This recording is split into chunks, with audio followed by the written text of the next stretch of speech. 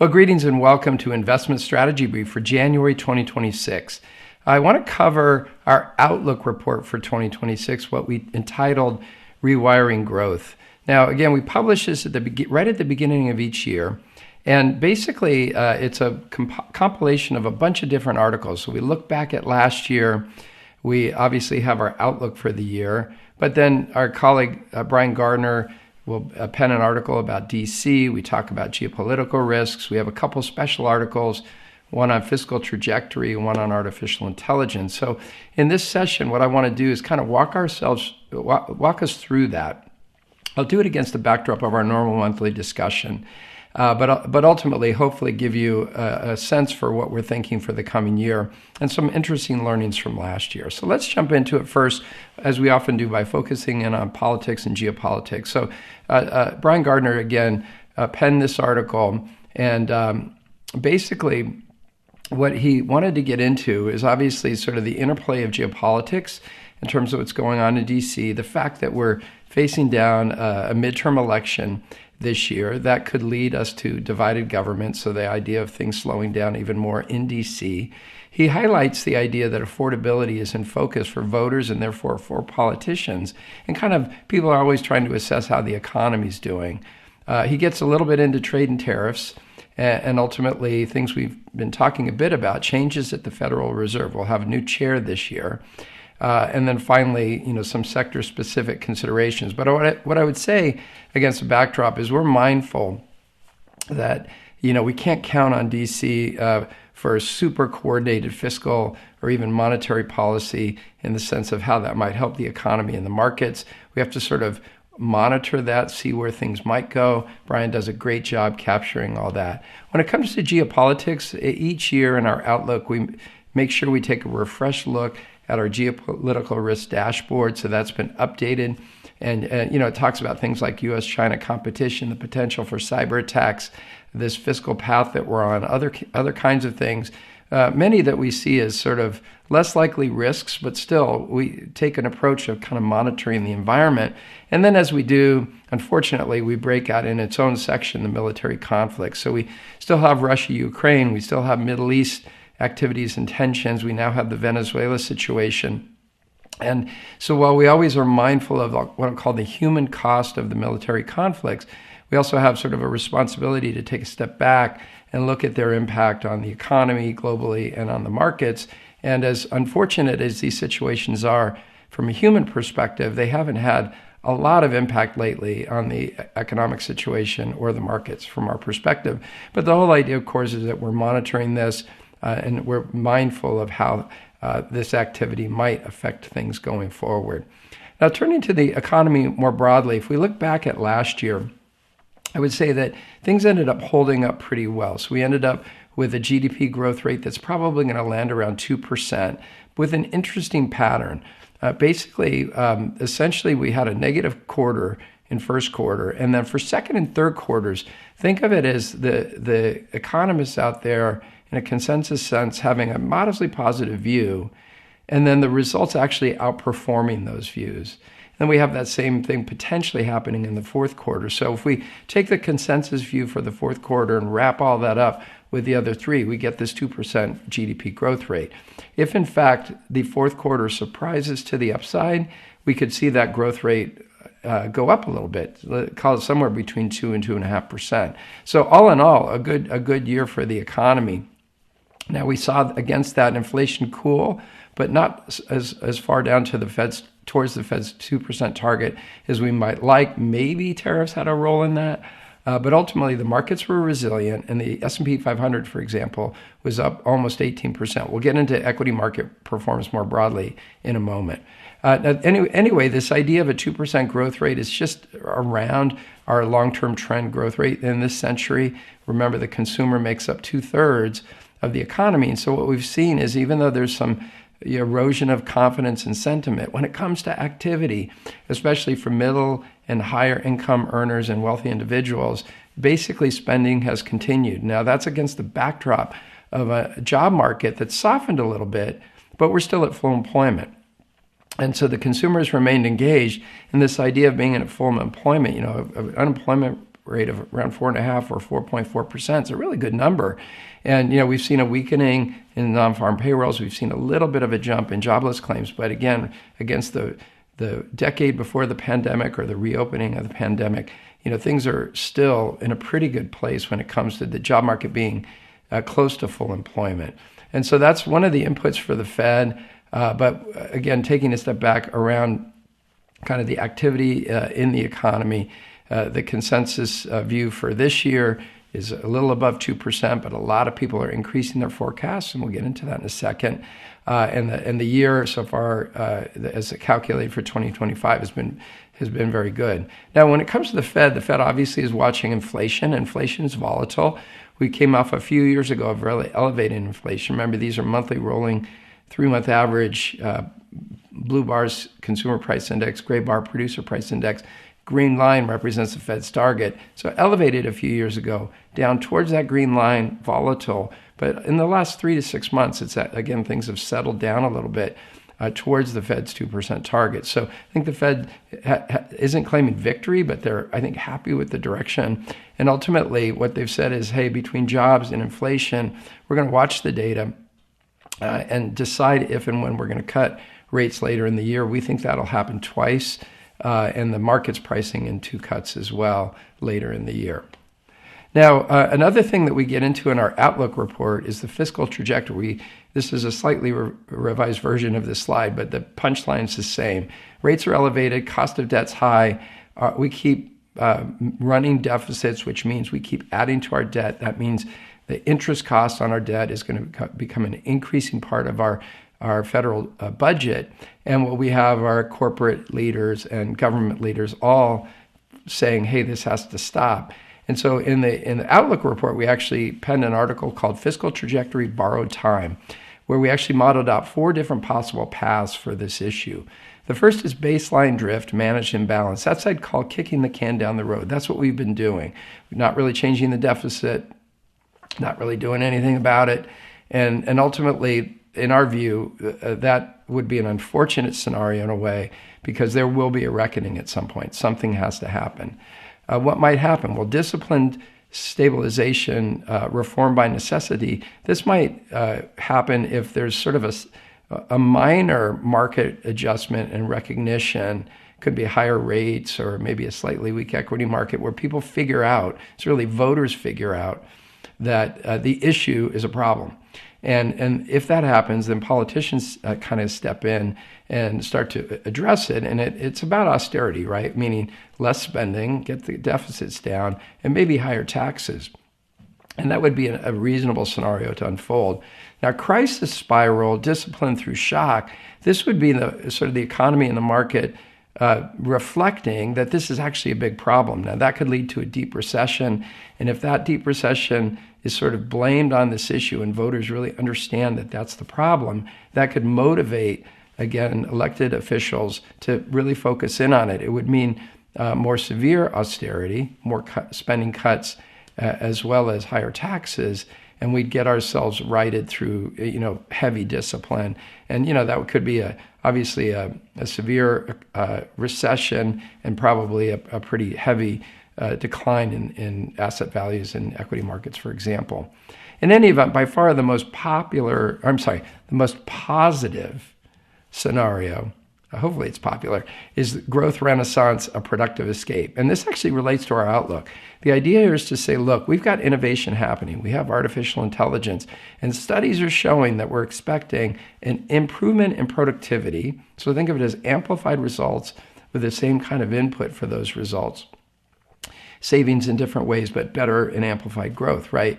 And that could lead to a reliable increase in the trend growth rate of the economy. So think in the neighborhood of 0.5%. Now, when it comes to deficits and debt, what matters a lot is what those levels are at compared to GDP. So we're going to ultimately continue to look at it as a percent of GDP, and we want to get those numbers down. So on one hand, you can cut spending or raise revenue. On another, you can grow. And so the idea of a productive escape doesn't mean that we aren't going to have austerity. We do have to have better discipline, in our view, around spending, and that may translate for the need for more revenue, but that can partly come from more economic growth. And so anyway, definitely an article worthwhile to check out in our report. Anyway, coming to our outlook for the full year when it comes to the economy, we're modestly more positive than the consensus. So we have this range between 1.75% and 2.5%, kind of captures the idea of this AI effect starting to kick in 2026. We think the Fed's going to cut a couple times. We think inflation's going to cool a little bit more, but not all the way to 2%. And then when we do our work on the equity market, basically we land on a 10% return that we're expecting for the S&P 500. When you couple earnings growth expectations of 13 to 15% and the dividend part of that return, when we look at the effect on the price, basically, if that earnings growth unfolds, then we can get to this level of 74.50, again, reflecting a 10% total return, and still see a decline in price earnings ratio, which has been elevated, which we will look at here in a second. So anyway, that's our sort of overall forecast for the year. Now let's get into the markets, a little bit of a look back, a little bit of a look forward from here. And we know rates remain elevated, and that translates to attractive still yields on bonds across various categories. It's been, I think, a reliable year for the bond market. And we think it's a good place to be invested, both for the yield and for the diversification. We've talked about that before. When it comes to stocks, we've talked before about the idea that the market dynamic and almost like membership has shifted to concentration in big tech-oriented companies. So the top 10 companies in the S&P 500, for example, making up approaching 40% of the index, and many of them being big tech-oriented companies. So that has driven a lot of activity. Now, when it comes to sort of this idea of what's been happening and where we see things going, remember, we always work on our long-term investment themes: productive competition, the new consumer, shifting demographics, securing strategic resources, the fourth industrial revolution. And what I wanted to say in this session is simply that artificial intelligence is woven through all of these effects, And so when it comes to all the work going on, all the things that are happening in terms of innovation and change, our AI is increasingly having a significant role. And so in our Outlook report, we actually penned an article called Artificial Intelligence Runway for Growth. And so the idea with this is basically to say we're mindful that investments are being made in the infrastructure for AI and companies deploying AI. And what investors are going to start to look for is proof that it's going to work, that it's going to be helpful. So return on that investment. But, we've identified across a variety of areas: healthcare, financials, real estate, consumer, industrials, and tech, different, really tangible applications of artificial intelligence and how it's having an impact already. And the bottom line is it's still early days, right? So we're pretty optimistic about this. We know it needs to be well managed. We're increasingly mindful as we invest in companies. How's the company deploying AI?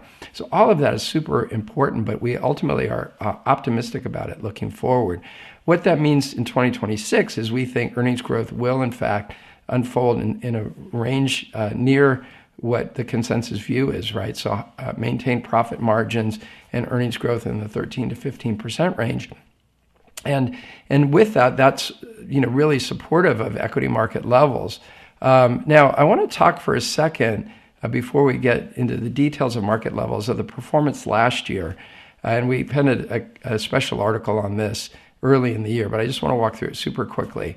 Upper left of this category are the buckets and the categories of stocks that won big in 2025. So think non-US stocks and big tech-oriented stocks, Mag 7, NASDAQ. And because of that capitalization effect of those big tech-oriented companies, the cap-weighted indices, so think the S&P 500 up almost 18%, outperformed their equal-weighted counterparts. So the equal-weighted S&P up just over 11. Now, I mention this importantly because many investors and many portfolio managers, asset managers, invest in an equal-weighted form, right? So just for that approach, they're going to be dragging a little bit, given that they're not concentrating everything in the big tech-oriented companies. Now, as we move down on this page, another couple of categories that are super popular and appropriate for wealthy individuals and retail investors more generally are yield-oriented investments and quality investments. It feels good to invest in a quality company. It might be important to have the cash flow of dividends. So that's a very common approach.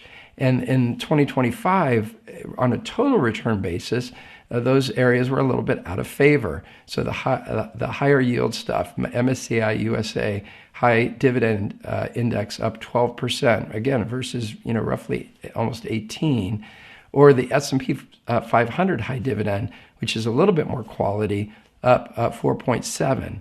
Now the low vol high div is focused on even more quality, up even less than that.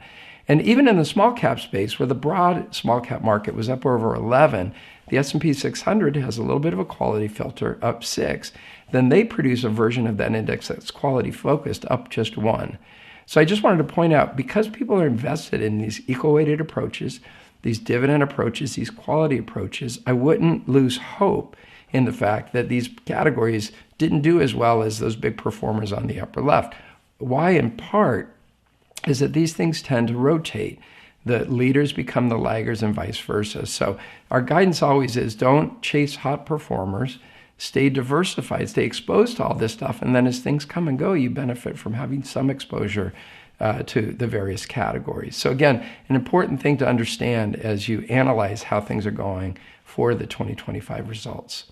In any event, coming back to valuation, I mentioned the idea that markets are meaningfully overvalued on a PE basis, a little less so for sure on an equal weighted versus cap weighted basis. And remember this idea that if our outlook result unfolds, that percentage excess valuation will basically come down a little bit through the balance of the year. Now, as we always do, we organized a couple other scenarios, the bear case and the bull case, across 3 categories: AI monetization, the consumer, and policy. And so let's go through the bear case first and then the bull case. I always like to end on the positive. On the bear case side, think of AI monetization, this idea of investors watching how AI is deployed, or money to support AI infrastructure is deployed, and asking the question, show me the results. When am I going to see the results? To the degree there are missteps, to the degree there's disappointment about that, or too much ambiguity in terms of the results, that could shake people and cause people to lose a little bit of confidence. On a related note, imagine a job market that gets weaker. Imagine some of these sentiment issues, or even an exogenous event happening that the consumer gets shaken, and maybe animal spirits fall a little bit and people back off of their spending. That could be negative for the economy and for earnings. And then finally, policy. We depend a bit on the Fed trying to thread the needle between jobs and inflation. Are they going to cut rates too quickly or too slowly?